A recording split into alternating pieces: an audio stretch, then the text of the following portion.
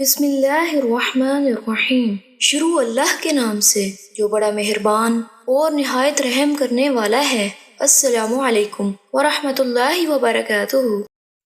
حضرت ابو ہریرہ رضی اللہ تعالیٰ عنہ سے مروی ہے کہ رسول اللہ صلی اللہ علیہ وآلہ وسلم سے سوال کیا گیا کہ لوگوں میں سب سے زیادہ معزز کون ہے؟ آپ صلی اللہ علیہ وآلہ وسلم نے فرمایا، جو اللہ سے سب سے زیادہ ڈرنے والا ہے۔ لوگوں نے کہا، ہم اس بارے میں سوال نہیں کر رہے۔ آپ صلی اللہ علیہ وآلہ وسلم نے فرمایا، تب لوگوں میں سب سے زیادہ معزز یوسف علیہ السلام، اللہ کے نبی، نبی کے بیٹے، نبی کے پوتے اور ابراہیم خلیل اللہ کے پڑپوتے ہیں۔ لوگوں نے کہا، ہم اس بارے میں بھی آپ سے سوال نہیں کر رہے۔ آپ صلی اللہ علیہ وآلہ وسلم نے فرمایا، تب تم عرب کے سرچشمہ خیر کے بارے میں مجھ سے سوال کر رہے ہو۔ لوگ سرچشمہ خیر ہیں۔